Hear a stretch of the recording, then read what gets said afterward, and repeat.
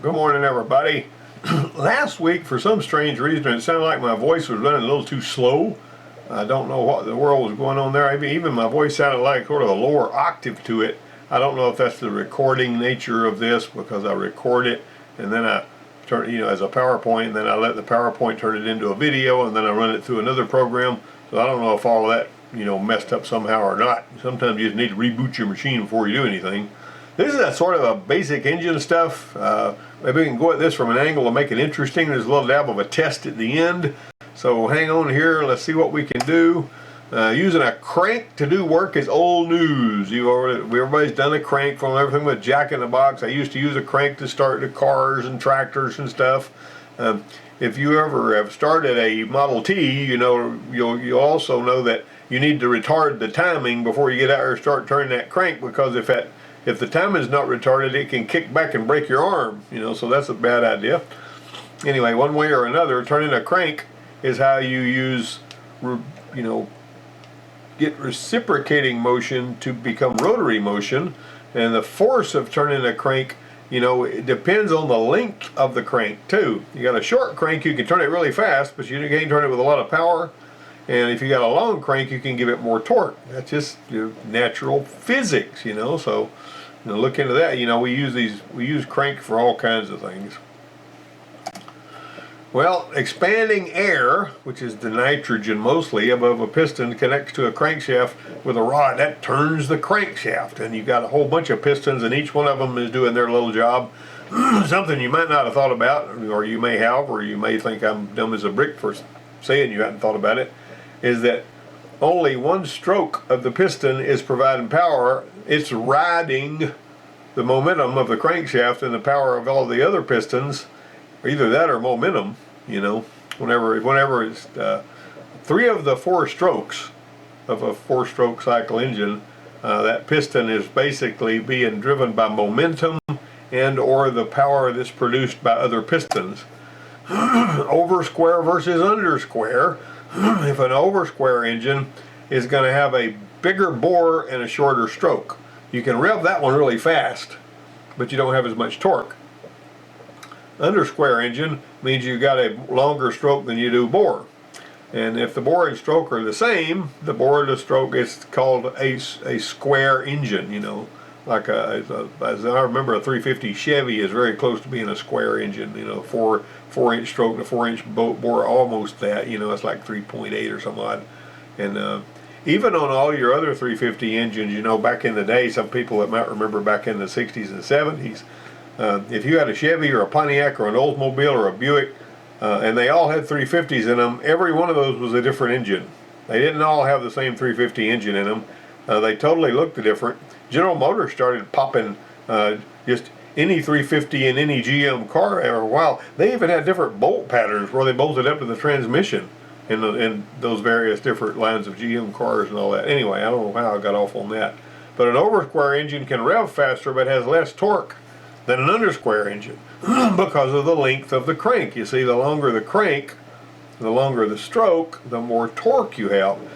I had built a 47 Willys Jeep that I traded my cousin out of one time. I may have mentioned before, when I bought the parts at the parts store, an old parts store down in Dothan, it had everything I needed to rebuild that 47 Willys Jeep, believe it or not, on the shelf. Now, this was back in the early 80s, so the Jeep wasn't but about 40 years old at the time. Anyway, the long and the short of it was, the pistons on that thing were very small and the rods were very long. This thing had a lot of torque. And it basically, one of the things I found out when I started driving it, after I got it built and all, was the thing, I don't think, it felt like the top speed might have been 50 miles an hour, and the thing just sucked gas, even though it was a 4-cylinder, and I had to put a little Volkswagen carburetor on it that I modified to it because the carburetor that came on it was in such bad shape. Anyway, creating energy. Remember these 4 strokes in order. You got that? I got this little video here that I borrowed from something I got online. You got, think about that. Intake, compression, power, and exhaust. Intake, compression, power, and exhaust. You see how that it's riding the momentum of the crankshaft for 3 of the 4 strokes, and only 1 stroke provides power. Now, timing is everything. Valve timing used to be constant. Now they move it around. You know, you can change valve timing and change the power of the engine and change emissions and all that.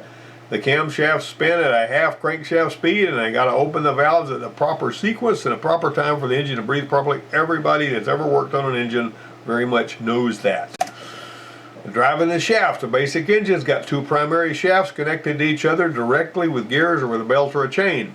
Now, if you've got gears, the gears are going to turn opposite directions. The crank gear is going to turn this way typically on an engine, unless it's a, you know, some of the Hondas or a Corvair or some garbage like that, or an industrial engine like some of the ones I used to work on when I was in the oil field business doing maintenance. If this is turning this way, this is going to turn the opposite way, and that's got to be factored in by the engineer. So if this one's turning this way, this one's turning that way. It's just the way that is. However, if it's got a chain, they're both going to turn the same direction. On your, like a Toyota 2.2, you have this gear driving another gear that's driving a shaft that's driving a second shaft, and the two camshafts on a 2.2 turn opposite directions from one another. But on a 2.4, where the chain is driving both shafts, they both turn the same direction. That's a lot of stuff that we don't think about until we really get to looking at it. And of course and another thing is, you know, you got timing marks down here. I was working at for about 6 months, I worked at a international place where I worked on lawnmowers, international scouts, and tractor trailer rigs. And there was this guy that had a Kohler engine that had come off of a Cub Cadet, International Cub Cadet, and it would start making a knocking noise. It had been actually rebuilt by a mechanic that was there before me, and it would make a knocking noise when it warmed up. Now on those engines, I don't know if you're familiar with them, the points are on the outside of the engine. Believe it or not, so it's a really high quality American made one-cylinder engine, that Kohler that thing had on it. There's a little cover on the outside, and the points for the ignition system were right there where you could change the points real easy. It wasn't like a Briggs & Stratton where it's under the flywheel and all that hogwash. Of course, later Briggs & Stratton went with electronic ignition and so on and so forth. But anyway, this set of points, I noticed that I put the points a little closer together. I mean, I set them a little narrower than they should have been, and it didn't seem like the problem was as bad. You know, you couldn't hear the knock hardly anymore. And so I said, well, maybe that'll take care of it. Because I see, when you set the points closer together, you're changing the ignition timing because of the, you know, when they open. And a lot of people don't think about that, but changing the point setting is going to also change your ignition timing. But that one there, the guy brought it back and he says, no. He said, this thing still knocks when it gets really hot. Well, I took the whole thing all apart and paid close attention to what I was doing. And the guy that had built the engine before at the place where I was working, he was gone then, had put it together with one tooth out of time. And so it would run, but the timing was advanced to the point, because he had one tooth out of time, that it was labor knocking, a one-cylinder engine labor knocking, because of it when it got hot, you know, it was detonation basically. Well, first things first, this illustrates a cross-flow head, you know, where the air comes in the front and goes, and the exhaust goes out the back. Now, a lot of them come in and go out, you know, in the same direction, although on a different runner. But these 4 strokes, intake, compression, power, and exhaust, that's what I'm always, this was a presentation I had put together for my students at the college and all. And a lot of times when you're teaching, we've known a lot of stuff so long that we feel like everybody knows it. And I had to learn when I went to teaching at the college that a lot of students have never even picked up a wrench, let alone knowing how anything else works. And so if it's second nature to you and you've known it ever since you're a little bitty kid, something as simple as putting lug nuts on the right way.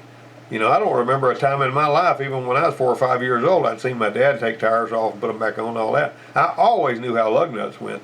But a lot of people that were adults would put lug nuts on backwards because they didn't have the same background that I had or experience or anything else. I don't know everything, but there's a lot of stuff I've known so long, I think everybody knows it. You know how that is.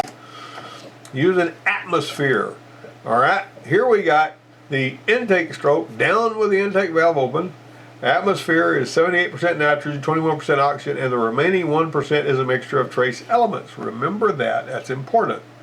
Okay, so the compression stroke goes up with the valves closed, squeezes the air fuel mix. Power stroke is got timed spark, it doesn't fire at top dead center, it fires before top dead center, and whenever the engine is unloaded, it fires a little sooner when the engine picks up speed than it does when the engine's running slower, because fuel always burns at the same speed.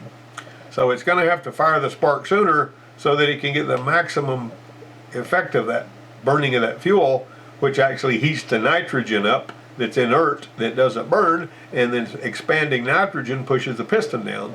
And then of course everything else happens. Exhaust stroke opens as the piston rises. Exhaust valve opens as the piston rises on the exhaust stroke. At the top of that stroke, the intake valve opens right before the exhaust valve closes. That's called overlap. Okay.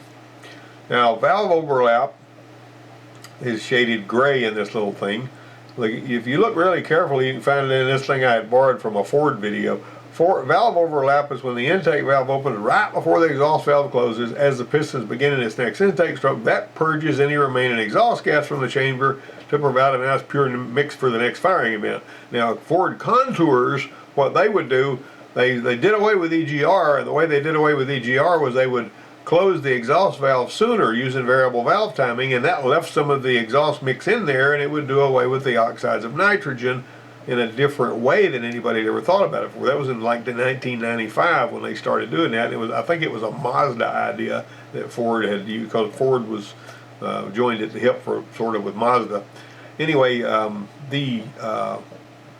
of the engines though were built without EGR because they didn't have to have it in order to satisfy NOx requirements. My 2001 Jeep Cherokee did not have variable valve timing, but it was built without EGR. Some of these little Broncos would come with the EGR place blocked off with a little plate from the factory, because they didn't have to have EGR to satisfy emission standards of that particular year model. Firing events. Now, to determine how often a firing event happens on a given engine, you divide the number of cylinders by 720 degrees. That's 2 full turns of the crankshaft. Now, this video is of a single cylinder engine, and you'll see the firing event happening every 720 degrees. It goes up and down 4 times. On a 1 cylinder, it's every 720 degrees. On a 2 cylinder, it's every 360. So it's because you're dividing the number of cylinders by 720. On a 3 cylinder, it's 240. On a 4 cylinder, it's 180. A 6 cylinder is 120. 8 cylinder is 90. And a 10 cylinder is every 72 degrees. You have a firing event on that engine, because the pistons, you got multiple pistons, and you want to know how far does the crankshaft turn before the next firing event. And that can be pretty important for reasons I may talk about on another video, but you know, we're going to go on right here. I'll let you watch that video again. That's a sort of an interesting little thing that I cobbled together. Notice I got this red arrow pointing at the crankshaft, because the crankshaft is what's the degrees that we're talking about, and the piston just going up and down, but it's turning the crankshaft. Intake, compression, power, exhaust. Intake, compression, power, exhaust. So you can play this video over and over again if you want to. Power, exhaust. I cobbled that together too, and I have a bunch of tools I use to do this kind of thing. Alright, lubrication. Oil pump can be driven by the camshaft, crankshaft, a chain, or even the timing belt, like on a 2.2 Camry. But you got to have a relief valve, or you won't have any oil pressure. And if the relief valve spring breaks, you'll lose your oil pressure. Even though you got a positive displacement oil pump, if it's not pushing against this spring to create pressure in those channels, you're not going to have any oil pressure. I rebuilt an engine, did an in-frame overhaul on an international when I was working at that international dealer. And I did, well, that was a sort of a long story. And I've touched on it before. The truck came in, and it belonged to the local building supply place, one of them. And he said, this engine's skipping on 1 cylinder. I need you to find out what's wrong with it. Well, it was skipping on the front cylinder on the right bank, which on that one, as I remember, was cylinder number 5. Let me see. It had 1357 on one side and 246A. It was cylinder number 2. It was the one front on the right bank. But I checked the compression on that thing, and every cylinder on that thing had 160 to 180 pounds of compression, except for number 2. And number 2 had no compression at all. Now, let me listen to what I'm saying here. So, you know what you do whenever you got low compression, you want to see if you can figure out if it's going by the rings or if it's going by the valves or whatever. You put a squirt of oil in there, you check the compression again on the cylinder with low compression. If the compression goes up, then you got a ring problem. If it goes down, you know, or if it doesn't go down, I'm sorry, if it stays the same, then you got an issue with the valves, right? You got that? Everybody knows that. Well, on this particular engine, I took and squirted some oil in there. I checked the compression, and it went from 0, checking it before we put the oil in there, to 180. Now, what in the world is going on there? 0 to 180 pounds of compression? I remember this like it was yesterday.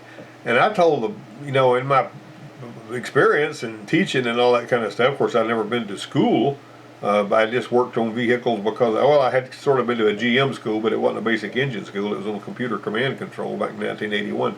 And this was in like 85. And I went to the guy, the boss man, I said, hey, this thing apparently has got some issues with the rings because it had no compression until I put oil in it, and now all of a sudden it's got 180 psi. He said, well, let's go ahead. They gave us a go ahead. Let's go ahead and rebuild it. I pulled the valve cover off, and I saw what the problem was. One of the push rods, I guess somebody had over-ribbed it and floated a valve or something. One of the push rods had come out of place and was laying down in the valley. Okay, so how did that make it have no compression? I understand how it had no compression. The reason it had compression after I put oil in it was because that oil sealed the rings good enough where when the piston went down, it sucked the intake valve open, which was the one that was missing the push rod, and pulled air in there, and then it squeezed the air.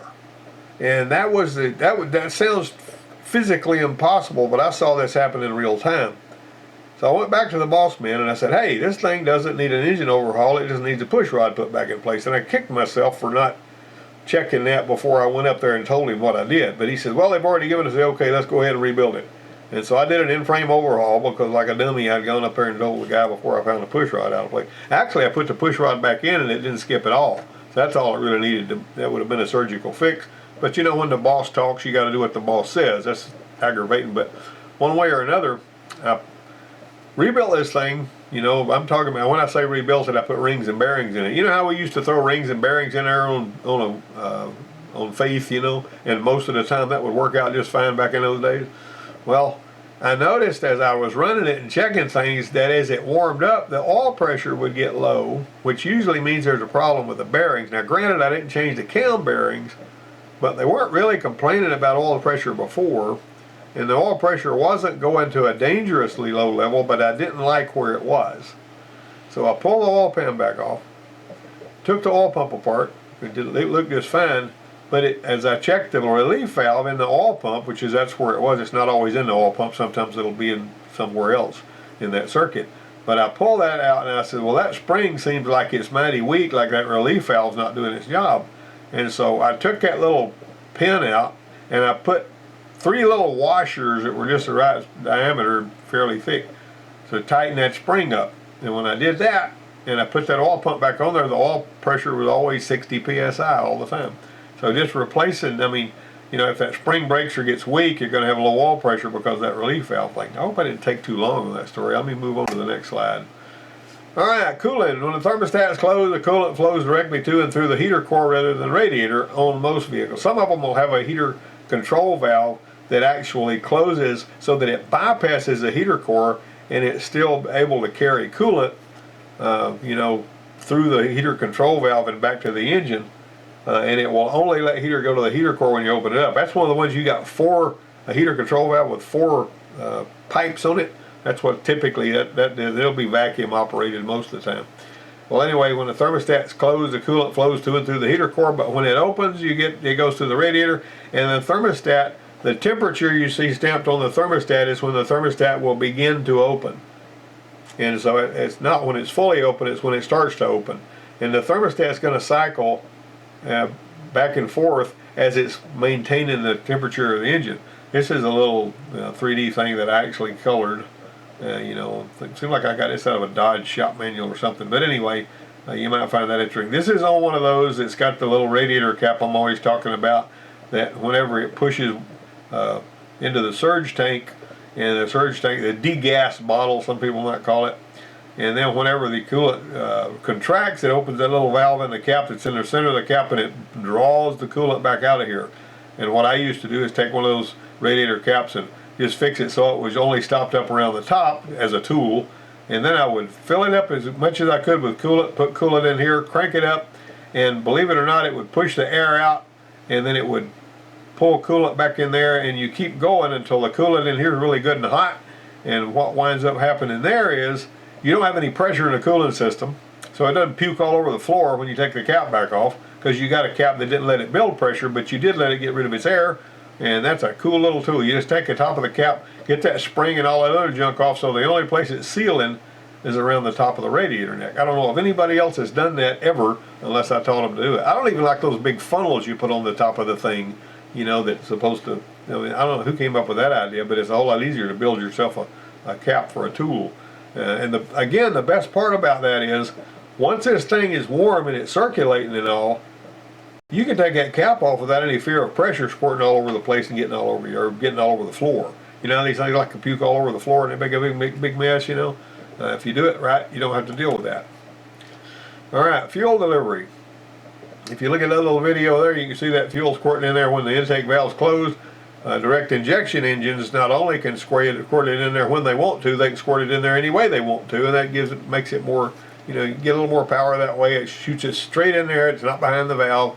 The only problem with that is it builds crud up on the valve, and so Ford and Toyota on some of their engines, and maybe some of the others, have started putting injectors in the, you know, the old style injector and direct injection, and they use those in different ways with different strategies. I did a study on that and wrote a course on it for Cars on Demand in Canada a while back. So I had to do a lot of study on gasoline direct injection, and if you go to Cars on Demand, you can find that course on gasoline direct injection that I wrote up there, if they still have it. You know, you got to pay to watch it, but anyway.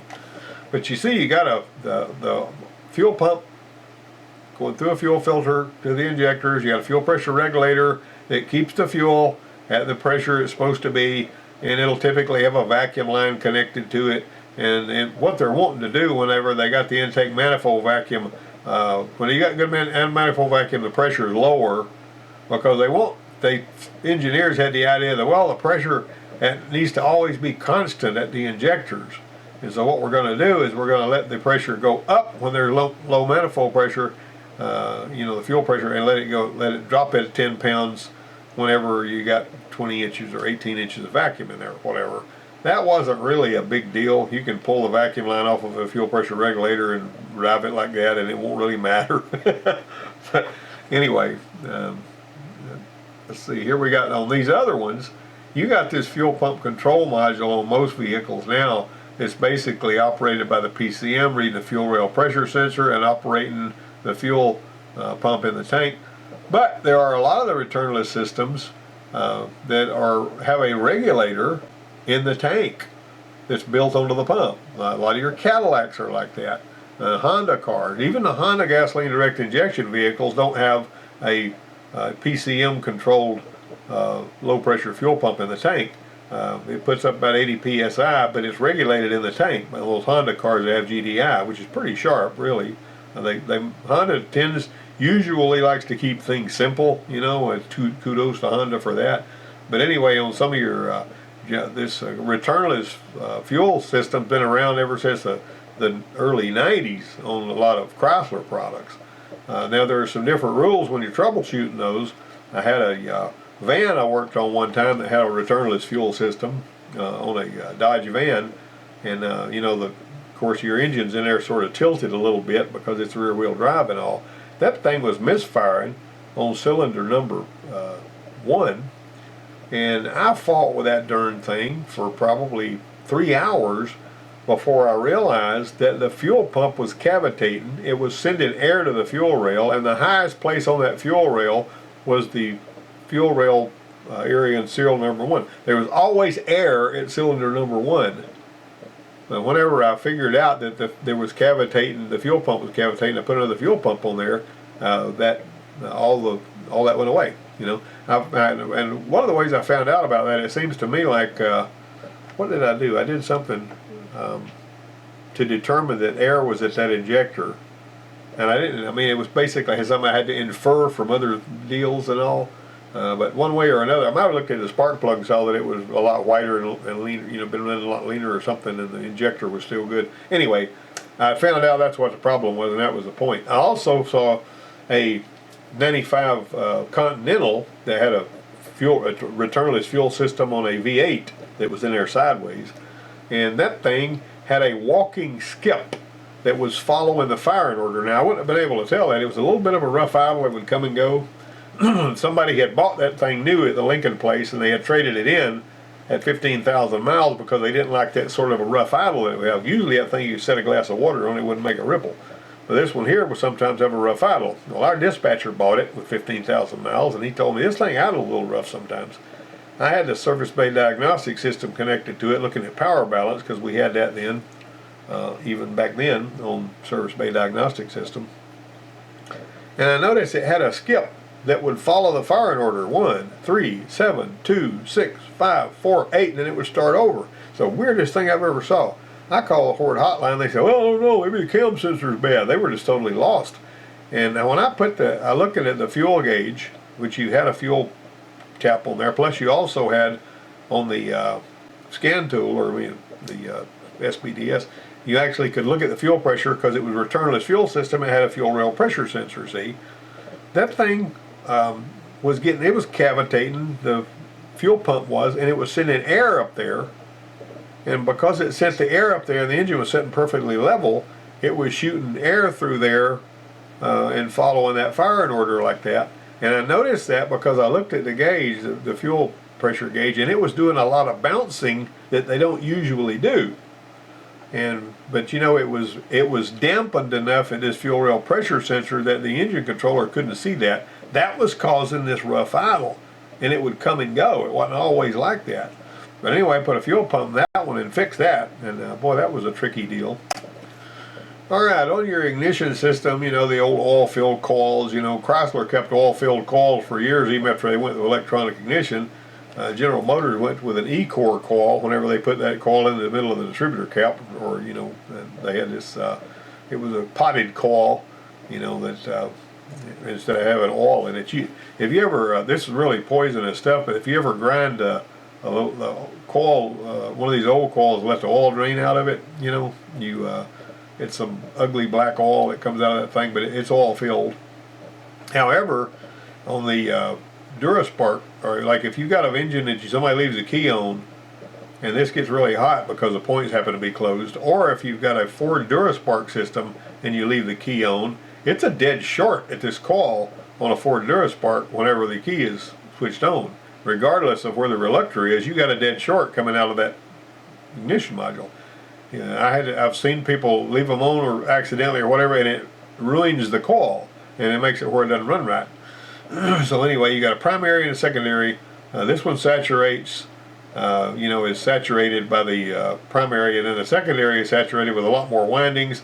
So let's say if you put 12 volts in here and you got, you know, 10,000 windings on here, you're going to multiply that and you're going to get a big spark coming out of here.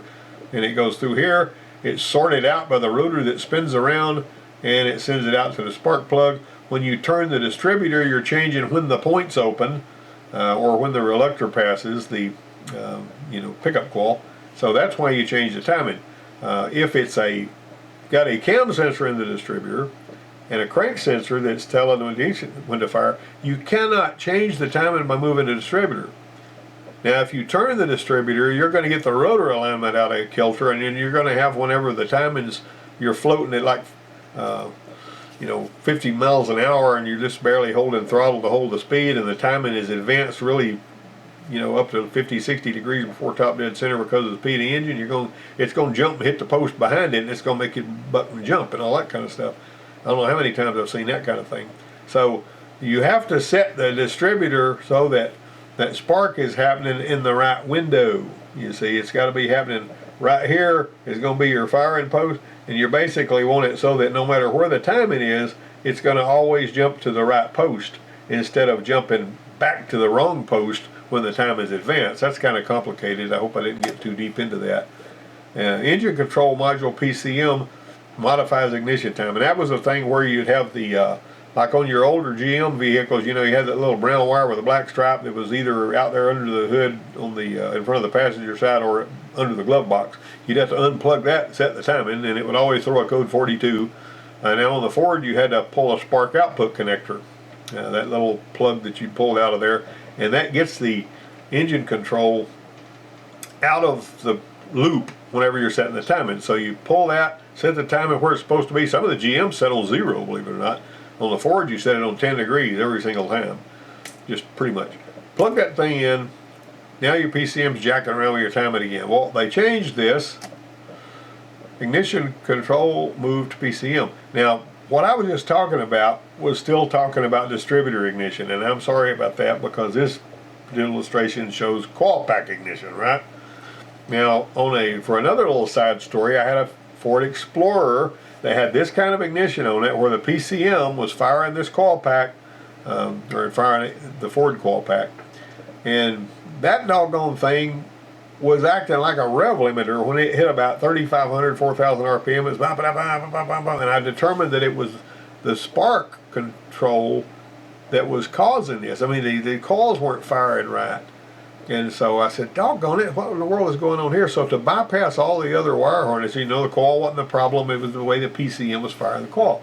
So I disconnected these wires from the coil, and I disconnected them from the, you know, I just unkeyed them out of their connector, and I unkeyed them out of this connector, and I built 3 wires with brand new little connector terminals and ran them directly from the PCM to the coil instead of it going through the harness, right? I said, I'm going to eliminate the harness. So I ran it directly from the PCM to the coil instead of it going through the big wire harness, right? That didn't change the doggone thing. And I said, well, I don't know what in the world is on this. So I called the hotline guy on this, and the hotline guy says, replace the wire harness. Well, this is a big job. That thing goes all over the place under the hood. But I said, okay, if that's what you're authorizing and it's a warranty repair. So I went ahead and ordered a wire harness for it, and jerked that wire harness off and popped the other wire harness on it. Took care of the problem. So I called the guy back, the field service engineer, and said, what the heck is this about? And he tried to come up with some guy about electrical interference in the harness or blah, blah, blah, and all that kind of stuff. That's one of those mysterious things I never really figured out. All right, coil on plug, crank sensor provides input for ignition system. The PCM can modify the spark timing on each cylinder separately. You've got a knock sensor that indicates that, you know, the engine controller is really, really sharp, and it makes decisions in nanoseconds. It can tell if one cylinder has got a detonation or a ping, and it can retard the timing on this kind of system on one cylinder. That's why when you look at your scan tool, you'll see where it says spark timing on cylinder number 1, right?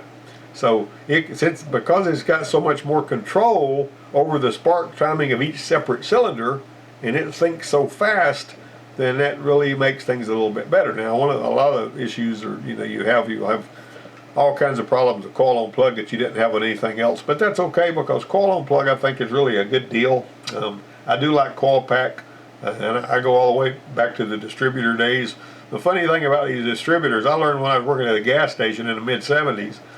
The guy that I was working with there, he said, you know, you would pull the plug wires one at a time to find a misfire. Well, sometimes you pull a plug wire and it would run better. What the heck is this about? So I'd pull it and it'd run better, and he said, you got a carbon track and distributor cap. So that was my rule of thumb for that, and I found it to be true. And I was working at a Volkswagen place in 1983, 7-8 years later.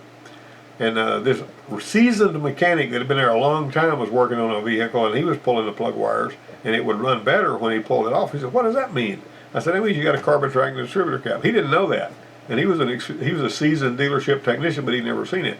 Now, working at that gas station, we worked on everything, you know. Of course, back then, you know, there wasn't a whole lot of anything except domestic cars and a few Toyotas, you know, and Volkswagens. All right, here's a little bit of a test I'm going to give you. Test question 0. Were you paying attention during this presentation well enough to pass a short answer test on the material? True or false? If the crankshaft is spinning at 1,000 RPM, how fast is the camshaft spinning? 500 RPM. It's going to spin half crankshaft speed, right? All right, because it's got to be a gear. The gear is twice as big. See, that one's chain driven. What are the 4 strokes in order? Intake, compression, power, exhaust. Could you answer that without me telling you? What are the three primary types of ignition systems? Coil distributor, coil pack, cop coil. This is just basic stuff now. What is overlap? That's when the intake valve opens right before the exhaust valve closes. When does overlap happen? When the piston on that cylinder is at TDC exhaust.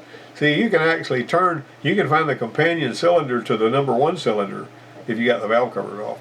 And you can turn it until you see overlap happen on the companion cylinder to number one, and you found top dead center on number one, or you're real close to it. So remember that.